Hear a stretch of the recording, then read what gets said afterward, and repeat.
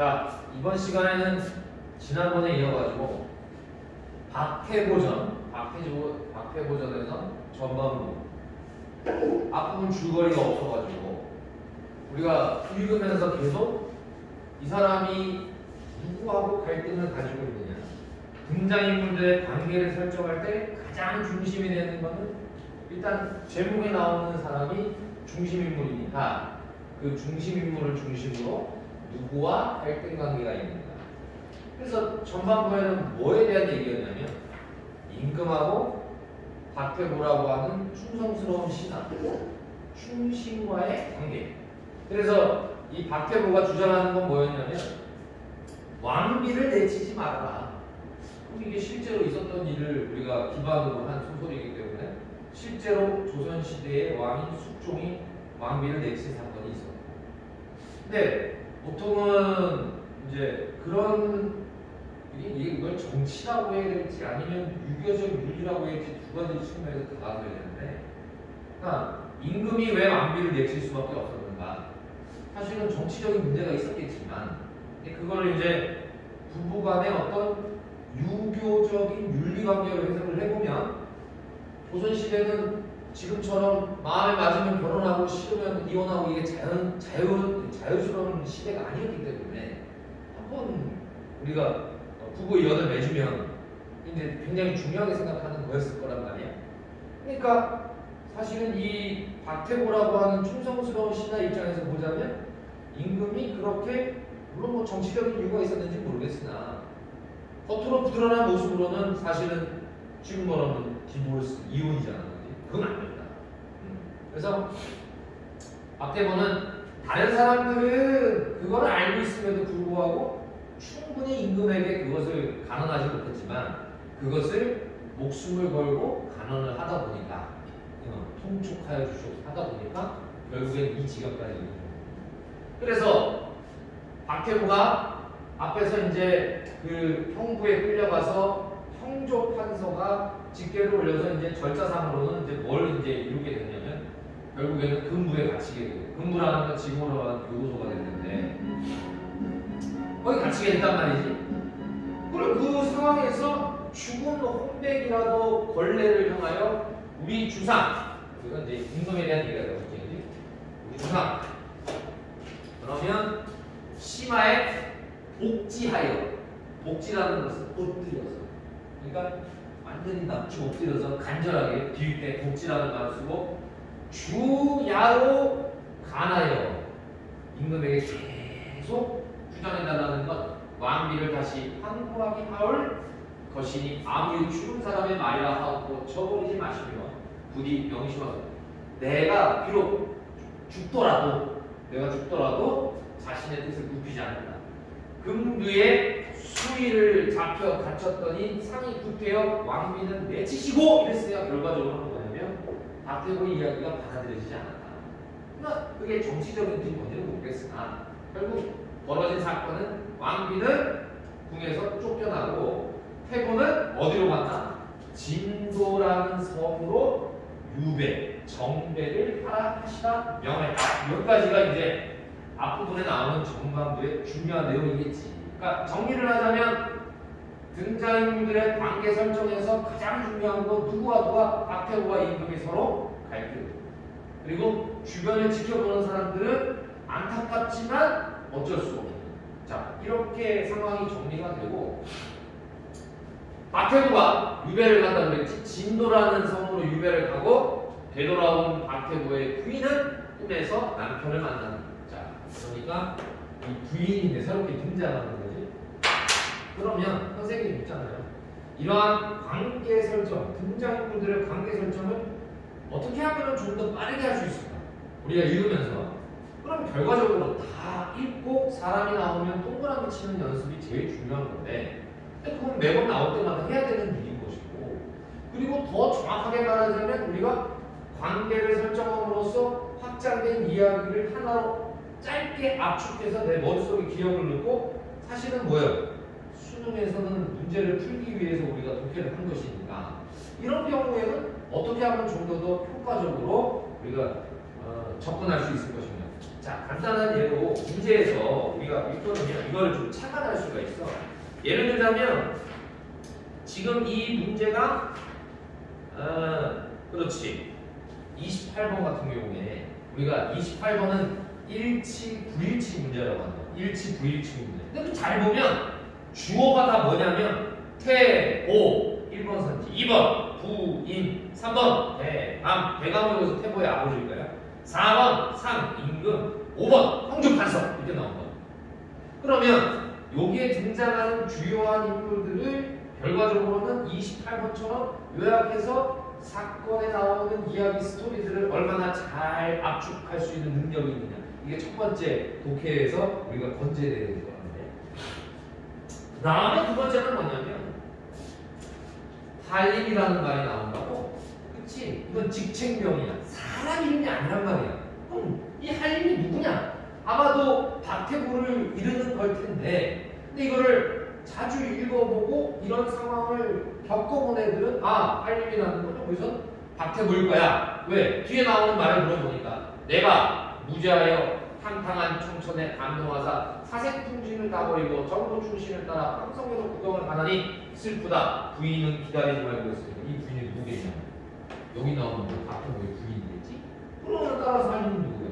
박태부겠지. 자, 아주 단순하지만 이렇게 우리가 어떤 직책에 대한 명이 나왔을 때 그거를 효과적으로 잘 처리할 수 있는 능력이 필요하다. 우리가 특히나 고전소설에서는, 현대소설에서는 그렇게 어렵게 갈 필요는 없지만 고전소설에서만큼은 특히 이제 남자들, 사대부들 이름을 직접 얘기하기보다는 직책 또는 가족들끼리 부를 때 호칭. 그래서 쌤이 이제 지칭과 호칭을 주의해서 관계 설정할 때 잘 따라가야 되는 거예요. 근데 이거 사소해 보이지만 막상 내가 이거를 아무런 사정 정보 이런 배경 지식 없이 고전소설을 딱 수능에서 맞닥뜨리면 곤란스럽죠.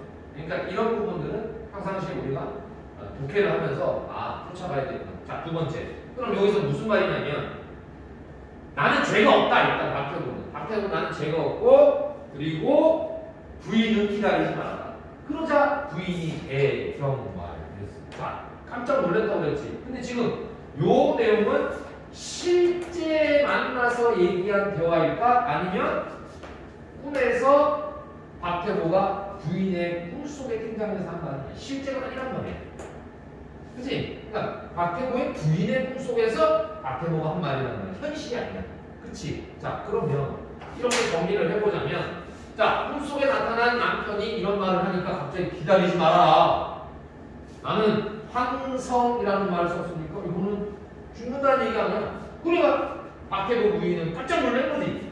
어디를 가시며 기다리지 말라 하신다니까.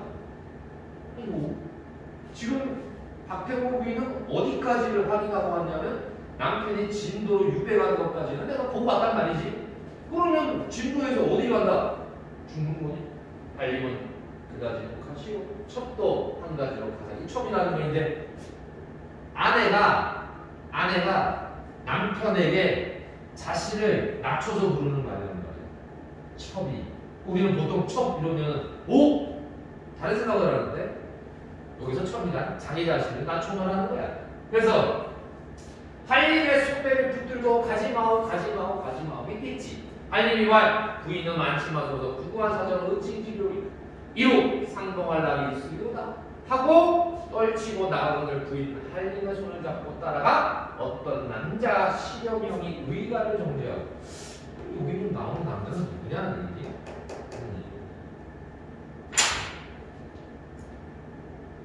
여기에서 잠깐 우리 되게 중요한 얘기가 뭐냐면 이것도 정보가 좀 필요해.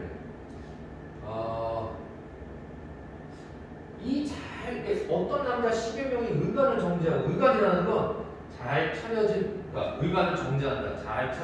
막 입는 게 아니라 가장 입고 오는 게 아니라 딱 옷을 갖추고 위를 갖추고 나타났다. 이 사람이 누구지? 달리냐? 이 누구냐?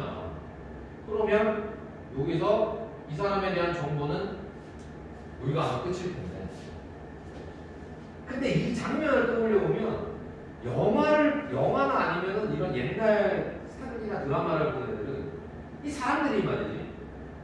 그러니까 우리가 누군가를 죽으면 누군가 돌아가신단 말이야.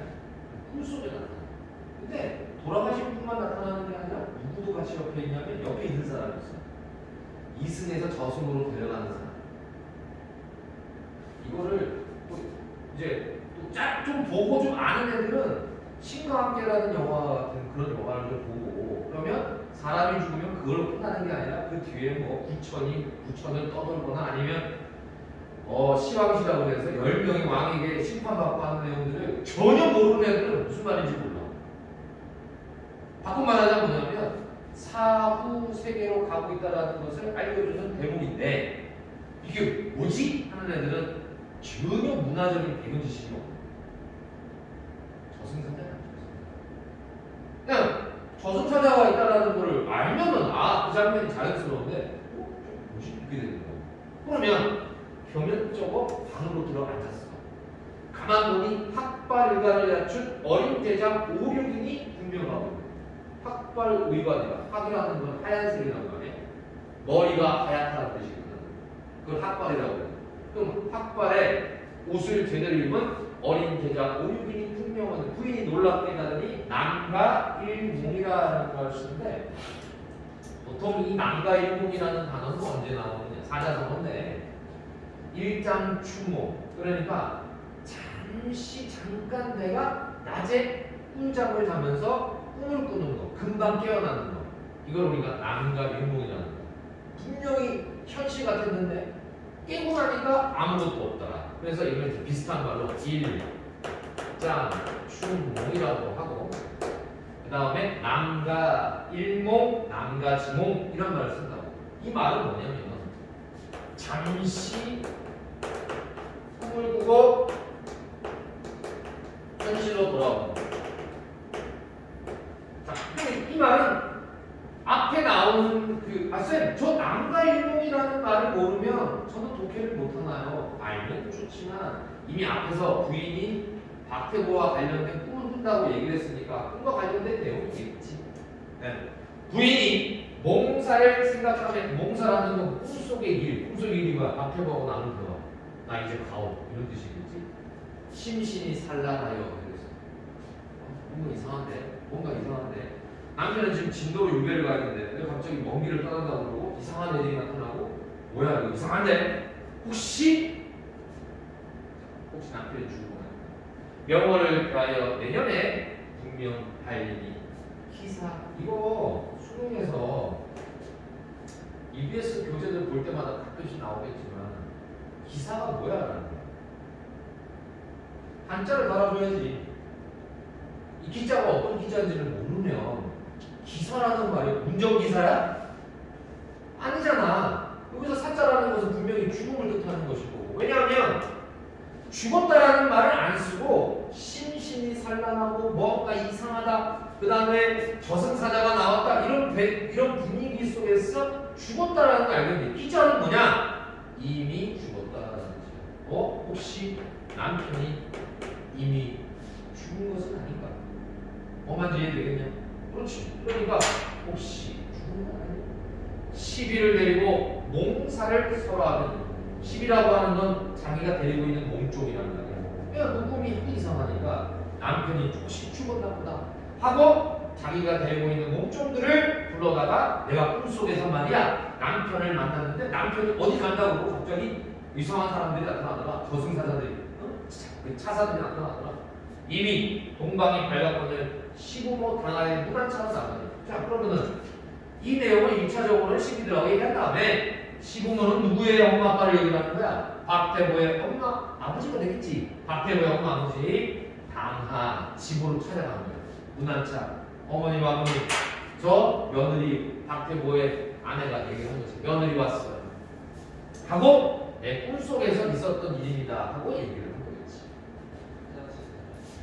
이화춘에 개 짖으며 문 밖에 울음소리 들리거늘 부인이 놀라 문을 열어보니 한림의 다인 이라 하는 사람이 할례의 편지를 드리거늘 대강 대감 부부와 부인이 만극하여 서로 붙들고 통곡하다가 기전하거든 비복 등이 급히 구하나여 겨우 인사를 불면하는. 자, 이 내용은 뭐냐면 이와촌이라는 그 공간은 어디냐? 남편의 아버지 어머니가 있는 곳이겠지. 그래서 글로 가는 거야. 개 짖으면 문 밖에 울음소리가 들리더라. 부인이 놀라문을 열어보니 할림의 하인 동인이라는 사람이 할림의 편지를 드리는 거야. 자, 여기에서 우리가 작품 안의 상황에서 벌어지는 사건은 박태보의 아내가 박태보와 박태보의 아버지 어머니에게 문화차 인사드리러 갔는데 마침 그 집으로 대감 부부의 집으로 이제 대감이니까 관계 설정 잘하자고 그랬잖아. 그래서 박태보의 그래서 대감이라고 부르는 거야. 또 박대감이겠지. 그러면은 할림의 편지를 드리거늘 대감과 부인이 만극하야 하필이면 이때 절묘한 타이밍에 편지가 들어오고 서로 붙들고 통곡하다가 통곡한 이유는 뭐겠어? 편지의 내용을 알겠다. 박태보가 죽었다는 거야. 그럼 아내의 꿈이 사실은 기이하게도 딱 들어맞은 거죠. 비복 등이 급히 구하나여. 구함이라는 말은 무슨 말을 쓰는 거냐면 쓰러지거나 기절한 사람들을 살리는 거야. 겨우 인사를 분별하는지라.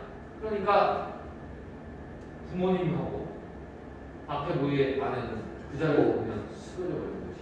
그러자 시비가 와서 거기 인공했겠지. 이때 원근의 제족과 이래서 원근 제족이 뭔 뜻이냐면 멀고 가까운 여러 명의 친족들을 말하는 거예요. 그러니까 박태보가 죽었으니까 일가 친척들이 다 모이고 만조백관이 박태보는 신하였기 때문에 특히나 할림이라고 하는 높은 직책의 벼슬이었기 때문에 신하들이 다 알잖아. 다 왔어. 조문이라고 하는 건 뭐야? 사람이 죽으면 찾아와서 인사드리는 거잖아. 장한 백성이 위하니 낭무하려. 자, 요런 말. 낭무하려 눈물을 흘리다라는 뜻이야.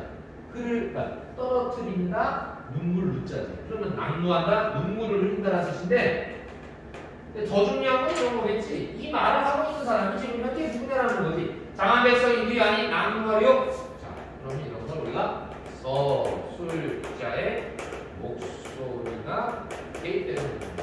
우리가 통상 소설에서는 슬프거나 기쁘거나 기이하거나 아니면 뭔가 큰 충격적인 사건이 벌어졌을 때 이걸 전달하는 효과를 극대화하기 위해서 서술자가 대신 장면 안에 들어올 때가 있어요. 이 말을 하는 사람은 누구냐? 이 장면들을 전부 다 내려다보고 있는 전지적 작가 시점이지. 그러니까 일종의 서술자가 이 안에서 목소리를 대신 전달하면서 마치 현장에 와 있는 것 같은 효과를 내거든요. 이러므로 곡성이 진동하니 멋진 참신이 감동치 않은 똑같은 말이에요. 이런 상황을 누구의 입을 빌려가지고 얘기하기보다는 직접적으로 전지적 작가 시점으로 서술자가 대신 얘기해준다. 특히 이런 거 우리가 판소리 같은 데서 밑에 많이 나오는 요소니까 장면을 생동감 있게, 현장감 있게, 다이나믹하게 전달하기 위해서는 필요하다. 편지를 떼어보니 하였으되, 자 이제 편지 내용이 나오는데 그 사람이 편지 내용을 보여준다. 불효자. 보통 왜 불효냐면은 부모보다 자식이 먼저 죽으면 부모에게 못할 짓을 하는 거니까 그럴 경우는 불효자라고 부르는 거야. 불효자 태보. 자기 자신이지 두어자 문안을 부모 전에 올리나이다. 마지막 편지인 거야. 유언이지, 유언자이지. 천리 원정에 가다가 과천에 관해서 신병과 심해가 우리장군하는 구천에 들어가오니 사람의 죄 3천을 정하였으되 불효한 죄가 제일 아래였으니 제가 먼저 죽게 되는 죄가 제일 큽니다. 3천 수죄 지었으나 제가 가장 큰 죄를 지었으나 후군을 또한 받지 못하고 임금에 대한 생각을 하는 거예요. 충성스러운 신하의 모습이 드러나는 부분이죠. 중로 고혼이 되어 구천에 돌아가는 자식을 생각지 마옵시고. 자, 그러니까 유배가는 중간에 죽은 거예요. 가천에서. 말년 귀체를 안보하시다가, 말년 귀체라는 것은 부모님을 생각하고 하는 말이거든. 부모님의 마지막까지 말년, 귀체, 귀하신 몸을. 그러니까 아들은 죽습니다만 부모님들은 천수를 다 누리셔야죠. 만세 후에 부자지정을 만분질이나 바라나이가 하였더라.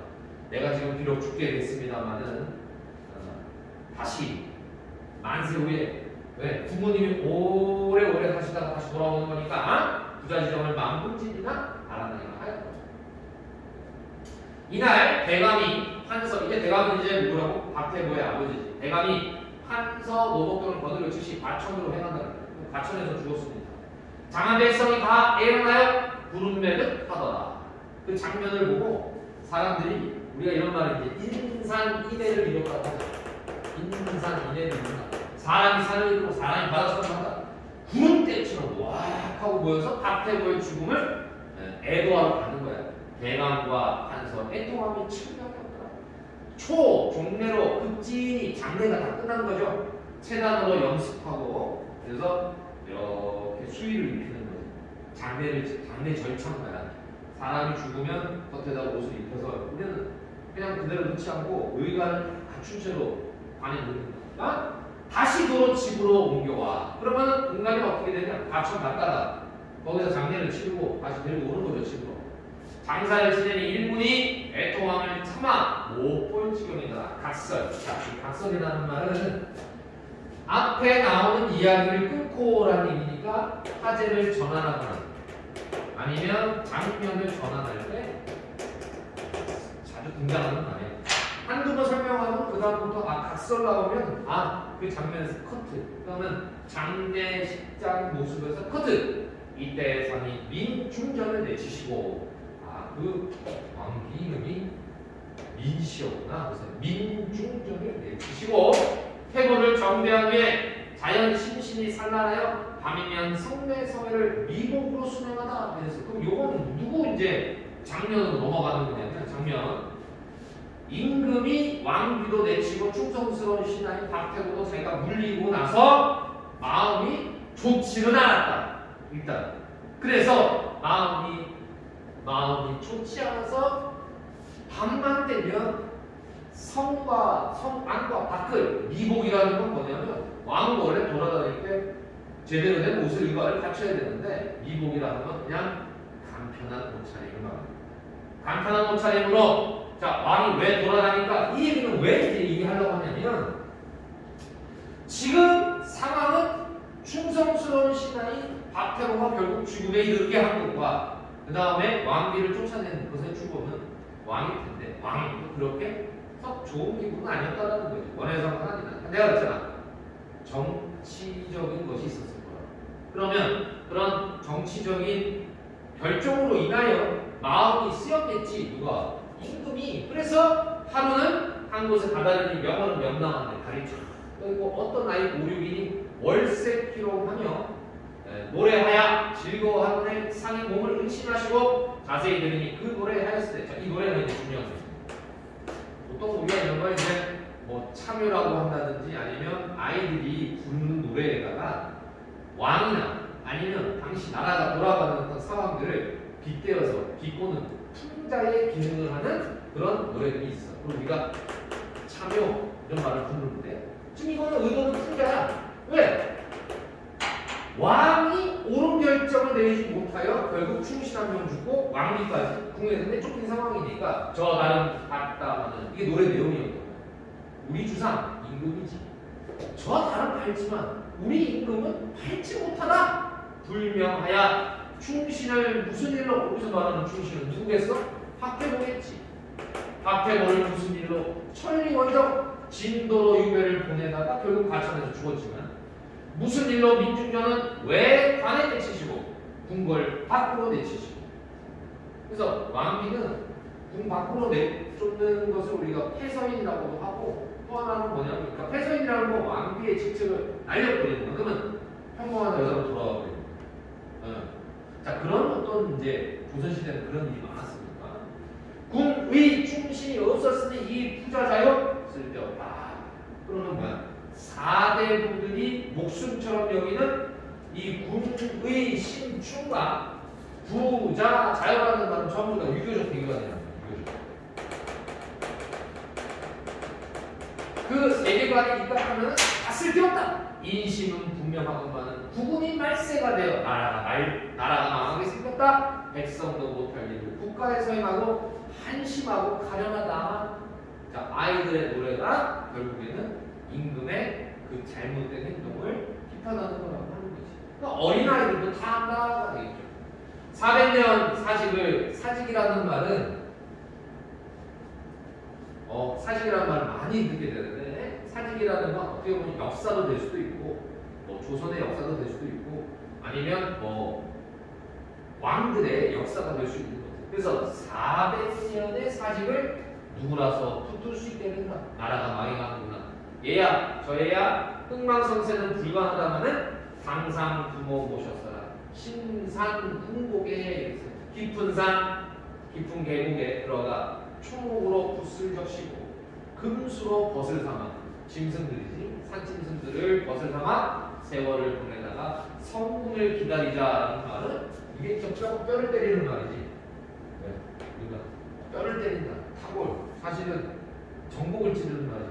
그 임금이 또 들었네. 그 말은 뭐냐면 지금 있는 임금은 성군이 아니기 때문에 성군을 기다리자라는 식으로 얘기를 하면 이게 이제 마지막 의도인 거죠. 그 말을 들으니까 왕은 어떤 마음이었을까? 애들이 그 노래를 부르는 거 들었어. 심신이 산란하니 내가 잘못한 거겠지. 자, 그래서 왕도 여기서는 반성하는 거죠, 사실. 그 아이들 성명을 묻고자 하시니 아이들이 달아나는지라. 아이들은 왕인지 몰랐잖아. 왕인데서 이런 말을 할 수 있겠어? 그러니까 얘야, 얘네들아, 너희들 이름이 뭐냐? 라고 물어보자 애들이 그렇게 도망갔겠지. 왕인지는 몰랐을 거야. 그런데 그 이야기가 나라를 비판하는 노래다 보니까 애들도 마찬가지. 애들도 하는 거야. 어른들이 그런 말 하니까 애들도 그냥 그 말 따라 한 거지. 뭔데 배어나시면 곧 당금하시면 이렇게 해서 바뀌었습니다. 우리가 장면을 몇 가지, 한 5가지로 구분할 수 있을 텐데 그 장면마다 등장하는 인물들이 있고 그 등장하는 인물들이 말하는 거나 아니면 행동이나 상황을 통해서 자, 소설은 다시 한 번 더 얘기하지만 소설은 시는 짧은 것을 내가 압축해 놓은 것을 풀어내는 어떤 해독의 과정이라면 소설은 풀어져 있는 것을 최대한 압축하는 과정. 자, 그러면 그 압축할 때 기술은 뭐냐? 등장인물들의 관계 설정입니다. 관계 설정을 하고 그 설정들 속에서 핵심이 되는 갈등의 양상과 원인을 파악하는 것이 가장 중요합니다. 요것을 계속 연습을 하네. 이거는 어디 가나 마찬가지고 우리가 고전소설을 하면 몇 가지가 있어요. 지금 여기 다루는 실제 역사적 사건을 다루는 역사 의사 기술물이라는 게 있어. 실존하는 이야기들. 뭐 임경업전이라든지 아니면 지금 있는 박대도전이라든지 실제 어떤 사람들 이야기. 살짝 그 커브가 좀 가미되는. 그 다음에 군담소설. 많이 등장하는 거. 전쟁의 이야기, 장수들의 이야기. 그 다음에 가정소설, 애정소설. 소설의 장르가 여러 가지가 있어. 그러면 이런 장르마다 통상 전개되는 스토리나 플롯의 이야기들은 비슷비슷해요. 그러니까 거기를 그런 부분들을 조금은 모아가지고 우리가 공부할 필요가 있다. 그래서 이 문제는 사실은 시간만 조금만 주어지면 애들이 읽고 충분히 다 풀 수는 있어요. 어렵진 않아요. 근데 사실은 문제를 내려고 할 때 어렵게 내려고 하면은 한정없이 어려워. 소설도. 왜? 지금 갈등의 양상을 이렇게 쭉 쫓아가다 보면 그 사람들의 속마음, 다시 말해서 심리 상태, 그들의 심리 상태, 이 심리 상태에 대한 내가 완벽한 이해가 안 되면 이것도 문제 풀다가 보면 쉬워 보이는데 아차하면 실수하는 게 바로 이런 부분. 자, 거기에 나오는 얘기 마무리하면서 넘어가죠. 박해본전은 숙종대 실존 인물이라고 했죠. 그래서 우리가 역사 기술을 배우는 거죠. 역사와 관련된 박해본의 삶을 소설화한 거야. 이 작품의 박해본이 임금의 부당함으로 불어난 부도덕한 세계와 대결해서 패배하여 숭고한 뜻을 이루지 못한다. 그러니까 일종의 영웅소설 같은 느낌이지. 그럼에도 그는 가족과 국가의 윤리적 책무를 다한 인물로 인정받음으로써 도덕적 영웅으로 고양이다. 이때 다양한 서사장치들은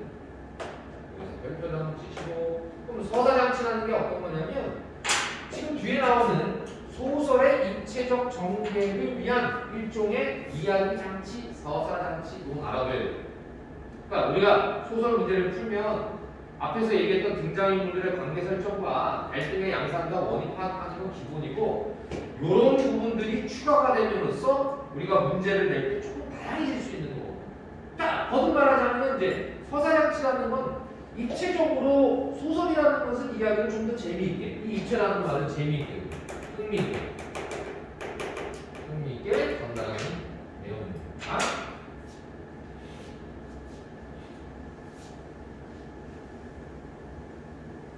그래서 사실은 요 뒤에 나오는 문제 선지에는 사실은 뭐 서사 장치에 대한 특별한 뭔가 그건 없어요. 하지만 그거는 알아둬야 돼. 일컬으면은 지금 여기는 같은 시간에 일어나는 장면들이 동시에 진행이 되는 입체적 장면이 드러나 있습니다. 일컬음 이런 거 아까 얘기했던 가설 있잖아요. 또 하나는 차시, 차설. 자, 소설에서는 장면을 구분하는 이와 같은 말들을 사용함으로써 병렬식 구성을 합니다. 같은 시간에 다른 장소라고 쓰고 같은 시간, 다른 장소 이러한 기법을 통해서 지금 한 이야기의 한 축을 이루고 있는 박태고와의 이야기, 박태고 집안에서 벌어지는 이야기, 박태고의 주부 한 축을 이루고 있어요. 그 다음에 또 다른 축은 그 사건을 바라보고 있는 임금이 마음이 울적할 수밖에 없었기 때문에 미복 차림으로 궁 안과 궁 밖을 돌아다니다가 아이들이 자기를 비난하고 풍자하는 목소리를 듣고 더 마음이 안 좋았던 그 축. 자, 이 두 가지를 같이 연결합니다. 그렇죠? 자, 이런 각설, 차시, 차설 같은 것도 우리가 이야기 장치로 있다라는 걸 알아두는 게 좋다. 자, 다음은 고전시가 정리의 탐구가인데, 자, 이거는 1년 동안에 우리가 한 2번 정도 여러분들이 뭐 EBS 교재나 아니면 사실은 근데 내신에서는 탐구가를 잘 다루지는 않았던 것 같아요. 근데 이 작품은 EBS 교재에 충실했던 친구들을 맞출 수 있는 문제였을 텐데 이렇게 문제는 내가 주제를 알고 있고 한이라고 하는 건 한식이고 궁이라고 하는 건 궁핍함 바꿔 말하면 이거를 가난이라는 뜻이기 때문에 가난을 탄식하는 노래라는 거 알고 있으면 어렵진 않습니다. 근데 이제 아까도 말했죠. 고전 시가나 고전 소설이나 고전은 디테일함에 있어요. 그 디테일한 해석에서 자칫 잘못하면은 그러니까 쓱 지나가면은 틀리는 경우가 굉장히 많으니까 이거 실수를 잘 잡아야 돼요. 그러면 평상시에 어떤 식으로 공부를 해야 되냐? 공부는 누구나 다 열심히 해. 그런데 구절 하나를 내가 집중해서 읽지 않으면 문제에서 쓱 지나가다가 틀리는 경우가 굉장히 많이 발생합니다. 따라서 이거는 지금 이 작품 같은 거 예를 들어보자. 정문의 탐구한 주제는 알아. 그러니까 주제가 명확한 애들은 제목에서 가난에 대한 탄식이니까 가난한 삶에 대한 얘기가 나오겠지. 그러면 세부적인 디테일하면서 아이들의 승부가 갈리는 거야. 한두 문제가 춘이 하고 싶다면 봄날이에요. 지지하여 봄이 왔는데 뻐꾸기가 부채. 왜 부채지? 동린에 쟁기를 얻고 서사에 호미를 얻고 동쪽에 가가지고 쟁기 얻고 서사에 가서 호미를 얻는다 라고 얘기하는 거 보니까 쟁기와 호미는 뭐 할 때 쓰는 거야? 농사를 짓는 거잖아. 그러면 왜 뻐꾸기가 부채냐? 농사가 시작됐음을 알리는 거야. 농사철이 시작이 되었음에도 불구하고 결과론적으로 뭐야? 농사를 지어야 되는데 농사를 못 짓는 상황에 대한 얘기가 진행이 될 것이로구나. 이러한 맥락의 흐름은 비단 정문의 탐구가뿐만 아니라 바빌로의 후왕사에도 똑같은 대목이 나와요. 가난한 양반 사대부들의 참담한 현실입니다. 양반 사대부들은 다 잘 살아야 되느냐? 그게 아니라는 거야. 경제적으로 궁핍한 양반들이 존재했다. 그래서 농사를 지어야 되고 일이 있는데도 불구하고 농사를 못 짓는다는 얘기가 이어집니다. 집안에 들어가 씨앗을 뿌리려고 파종을 하려고 봤는데 올벼시 한 말은 쥐가 먹어버려. 그러니까 없다라는 얘기지. 뿌릴 씨앗도 없고 기장, 피, 조, 팥은 서너대를 부처권을 하나한 식구. 하나한이라는 건 춥고 배고프다라는 일 텐데 하나한 식구 이리하여 어디 살리. 여기까지 딱 끊어보면은 탄식의 내용이라는 건 결국 농사를 지을 만한 형편도 안 돼. 먹을 곡식도 없어. 가난하다라는 것을 상황을 제시하는 부분이로구나. 배틀. 배틀은 왜 나오느냐면 배틀은 옷감을 짜는 거란 말이에요. 그러면 음식과 관련된 식과 관련된 얘기는 없어서 못 심고 없어서 배 굶주리고 있고 배틀국도 쓸데가 없다라는 건 옷감도 지울 수가 없는 상황이구나. 빈 벽에 남겨두고 쓸데없이 소씨를 버려두니 붉은 빛이 다 되었다. 소씨는 뭐 할 때 쓰는 거야? 이거 밥할 때 우리가 불 때워서 거기다가 밥을 하는데 그럼 밥을 지을 수 없으니 붉은 빛이 다 쓸었다? 녹이 쓸었다? 이게 가난이라는 거야. 그러면 위에서부터 계속 가난 이야기를 뭐 하고 있는 거지? 열거하고 있는 거 아니야? 네. 음식과 옷과 소씨까지 쭉. 그러면 여기까지 끊어놓으면 이런 걸 우리가 어떤 가난이라고 그래? 절대적 가난인 거지. 절대적 가난. 왜 정훈이라는 양반사들도 왜 절대적 가난부터 시작을 하냐 이 말이야. 네? 그러면 부정적인 현실 속에서 세시, 상랑, 명절, 제사 이랬거든. 제사는 4대부들이 해야 될 참 중요한 일 중 하나야. 조상을 섬기는 거 아니야?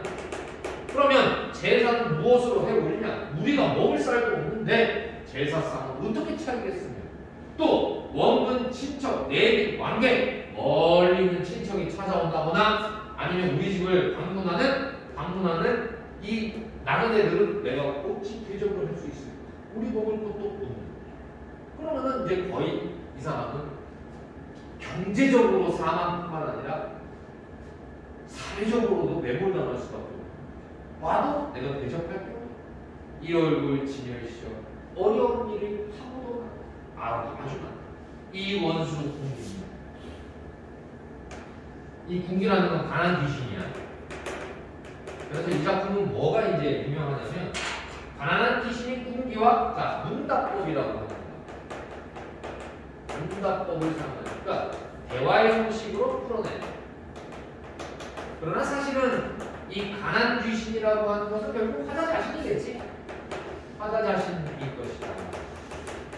나의 대화가 되겠죠. 이거를 기가 막히게 잘 사용하는 작품이 있었으니 그것은 우리가 속미인곡이라고 적어놓고 대화의 형식으로 정철이라는 사람은 갑이라고 하는 여인과 을이라고 하는 여인 이 두 여인의 대화를 잘 풀어냈어요. 그러니까 우리가 그런 작품들을 잘 들여다보면 결과적으로 귀신이라고 말했지만 귀신하고 대화하는 건 실제가 아닐 것이고 자기 속마음하고 얘기를 하는 거겠지. 또 다른 자 어이하여 여이라 이별하라. 숲에 후양을 갖추고 이름을 불러 전송하다. 그랬어요. 자, 그러면 전송하다라는 것은 가난과 이별한다는 얘기이기 때문에 이제는 더 이상 가난하지 말자. 좀 웃긴 부작용 중에 하나인데 나는 이제 더 이상 가난이 싫어. 나는 더 이상 가난하게 살고 싶지 않아. 라는 말을 일컫는 거겠지. 나 이제 좀 잘 살아볼까? 길한 날 좋은 때에 사방으로 가라. 누구 보고 가라고? 가난 보고 제발 좀 떠나라고. 가난 보고 이제 좀 떠나라는 그런 아주 참신한 이야기를 해버렸어요. 근데 실제로는 자기 자신과의 대화라니까 나는 이제 조금 비겁하더라도 경제적으로 부유한 삶을 살도록 내가 노력하는 삶을 살아야 되겠다라는 생각을 했겠지. 그래서 좋은 날 술과 음식을 갖춰놓고 가난 보고 떠나라고 얘기하는 그런 노래가 됩니다. 그런데 웅얼웅얼 불편하며 원수하는 놈이 있어. 이게 누구냐? 가난이 갑자기 원망하고 분노하더라는 거야. 이것도 웃긴 거지. 가난이 갑자기 원망과 분노를 왜 하지? 이유는 그거야. 여기서부터 이제 그 이유가 나오는 어려서나 늙어서나 이랬어. 희로 오라게 희. 어려서나 늙어서나 즐겁고 힘들고 어렵고 뭐 이런 모든 너와 함께 내가 살아온 그런 과정들인데 너와 함께하여라는 말에서 넌 누구냐? 정말. 그래서 아까 그랬잖아요. 이거는 자기 마음에 있는 자 두 개와 서로 대화하는 것이다. 정을 말하는 거야. 너와 함께 내가 죽거나 살거나 여의 둘이 없었거늘 어디가 이 말을 듣고 가라 하여 이르느냐. 여기까지. 결론은 그거야. 나보고 떠나라고? 야, 내가 너랑 살아온 세월만 해도 몇 년인데 평생은 내가 너와 함께 있었는데. 바꿔 말하면 너는 태어나서부터 지금까지 쭉 가난했었다. 그 가난한 과정 속에서 즐거움과 기쁨과 희노애락을 같이 했는데 이제 떠나라고 하느냐. 우는 듯 꾸짖는 듯 온가지로 나를 협박하더라. 돌이켜 생각하니 네 말도 옳도다. 그때 네는 누구겠어? 다시 말해서 내 안에 있는 또 다른 자아를 말하는 거지. 그래 네 말도 하고 무정한 세상은 다 나를 버리거늘. 정말 재밌는 표현이야. 이 세상에 나에게 도움을 주는 친구들은 한 명도 없었다. 오직 누구만? 가난한 나 자신 말고는 없었다. 그러니 다 나를 버렸지만 너 혼자 가난 유신이겠지? 가면 너만 유신 믿음이 있고 신뢰가 있어 라는 뜻이야. 어찌 보면 참 슬픈 이야기지. 세상 모든 건 다 나를 버렸지만 가난 너 하나만큼은 나를 버리지 않았다라는 것만큼은 사실. 그러니까 너만한 친구가 없는 거 아니야? 나는 정훈의 탐구만은 주제 자체가 너무 독특해서 이런 작품은 세상에 둘도 또 없단 말이야. 고전 시간에서. 이번에 수능에서는 이걸 왜 냈을까 하고 생각을 해봤는데 이 단순한 주제고 표현법이 요 뒤에 나오는 이 내용들 마무리를 보면 위협으로 회피하며 장국계로 내가 너와 헤어질 수 있겠는가? 이별하지 않겠다. 다시 말하자면 같이 가자. 동행하자는 얘기죠. 그러면 가난을 뭐 하게 되는 거냐면 수용하게 됩니다. 가난한 현실을 수용하는 작품을 지었어요. 너무 재밌는 거죠. 그래서 하늘이 나에게 주신 이인의 궁핍함을 선망을 내가 버릴 수 있겠는가. 그래서 우리가 이런 걸 암순지족이라는 말을 쓰는 거예요. 가난해? 그렇지만 나의 분수에 만족하고 내가 서로에 무엇하겠는가라는 거죠. 자, 그래서 이렇게 결론은 갑니다. 수용적 자세로 가는 거예요. 내가 벗어나려고 해봤지만 지금까지 나와 평생을 함께한 동고동락한 이 친구를 이제 와서 버릴 수 있겠는가? 가난은 뭐하자? 수용하는 것으로. 그 과정을 느껴서 그렇지만 결국에는 이런 작품으로 우리한테 소개가 됐고, 근데 이 작품을 기이하게도 또 하나의 이 가사와 이 시조하고 연결을 했는데 이 연시조란 말이지.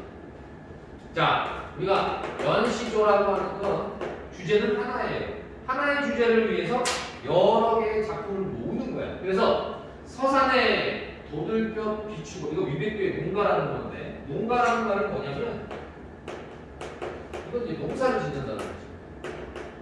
근데 이 위백교의 농가나 아니면은 농사와 관련된, 그러니까 농사의 현장에서 지은 작품으로는 아주 참신한 작품이에요. 왜냐면 양가 사대부들은 기본적으로 농사를 지을 이유가 없는 사람들이거든요.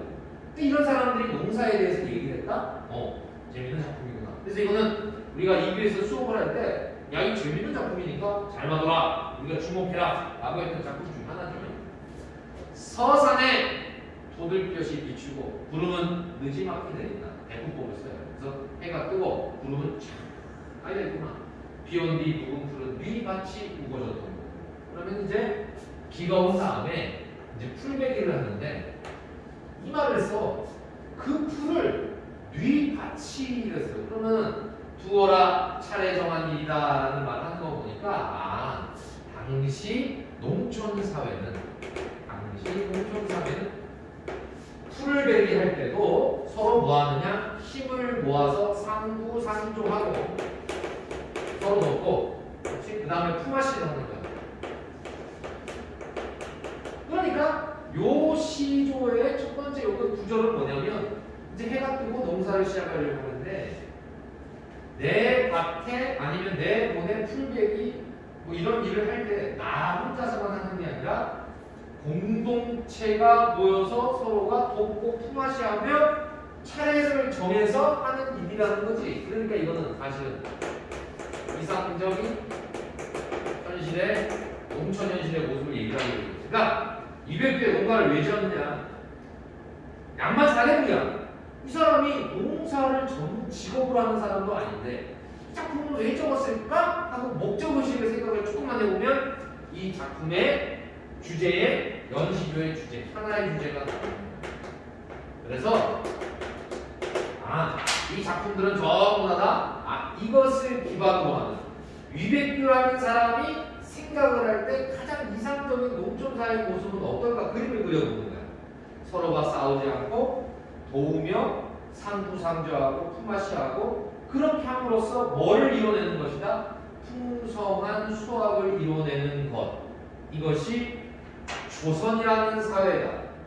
조선이라는 사회가 추구하던 특히 양반 4대부들이 이런 사회 지도자층들이 봤을 때 가장 이상적인 농촌의 모습일 것이다. 이게 위백규의 농가였거든.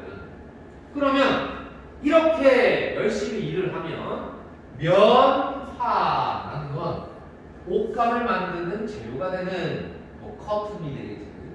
세 달에 네 달에요. 이른벼. 이걸 올벼라는 말로도 쓴다. 이른벼에 해는 뭐가 곱게 난디라고 물어볼 거야. 5, 6월이 언제 가고 7월이 반이고. 그러니까 5, 6월 달에 슬쩍 지나가고 7월이다. 7, 8월이 되면 이제 추수를 한다는 거야. 그래서 풍성한 농촌의 모습을 보여주는 거야. 면화와 벼가 잘 자랐구나. 아마도 하나님이 너희를 삼킬째 만들 때 나를 위하여 만드셨습니다. 이랬어. 그러니까 이 사람이 그냥 세상의 중심을 지로 돌아가는 뜻이 아니라 거기서 이러한 추수가 가까우자 내가 만족감을 표현하는 표현이 되는 거예요. 그래서 이러한 이상적인 농촌사회 현실과 그 결과물들은 화자에게 풍요로움과 만족감으로 찾아오게 되는 거죠. 그러면 이렇게 한가한 농촌의 모습을 결정적인 장면으로 보여줄 수 있는 게 뭐가 있냐면 퇴근을 하니까 아이들은 낚시를 하고 있고 집사람 아내는 저리채를 친다 김치를 담그는 모습을 보여주는 거예요. 평범하고 아늑하고 아무 없는 평온한 일상의 모습을 보여주는 거예요. 새 밥 익을 때 새 술을 켜더라. 왜 새라는 말을 쓰냐면 이제 1년의 농사가 끝났으니까 술을 빚을 때는 쌀이 필요하고 쌀을 갖다가 발효시켜서 막걸리나 아니면 우리가 청주와 같은 술을 만드는 것이니 이 술이라는 소재가 나오는 것 자체가 바로 풍요로움을 뜻하는 거야. 그래서 태평성대의 모습을 보여주는 거지.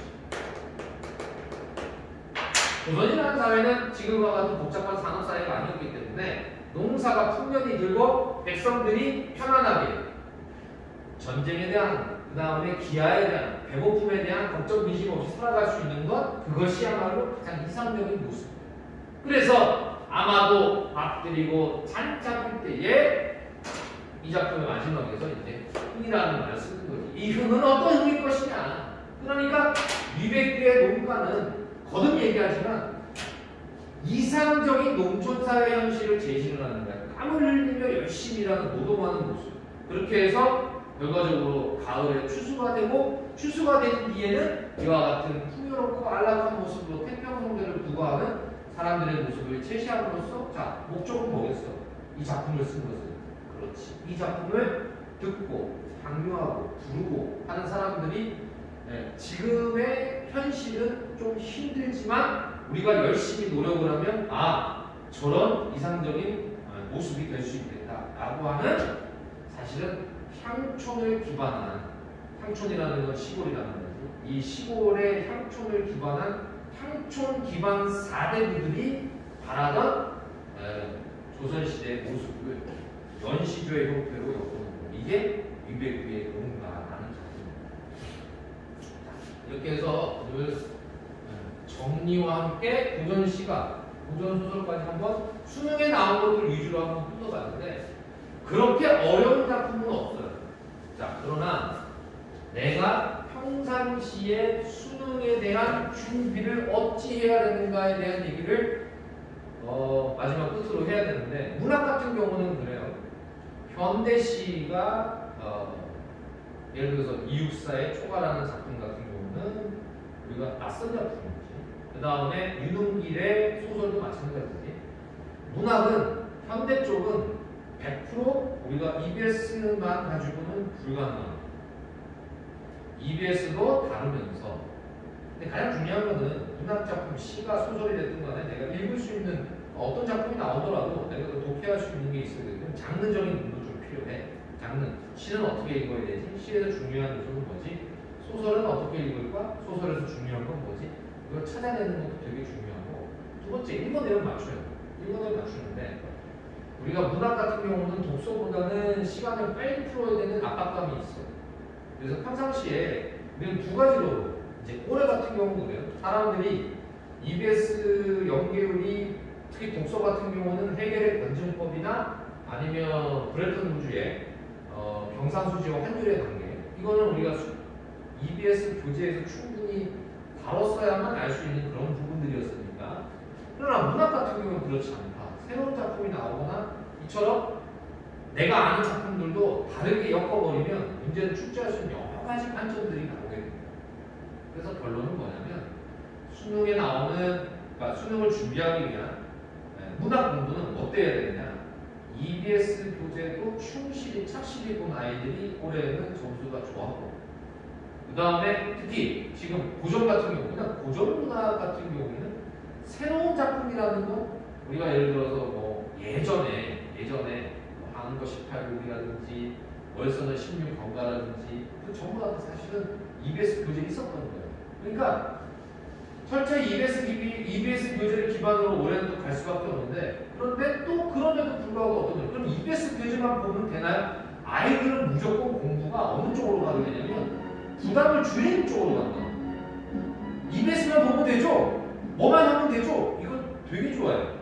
그러면 올해는 올해 기조가 EBS 교재를 착실히 본 아이들이 유리했다면 그럼 내년 2023학년도는 또 몰라.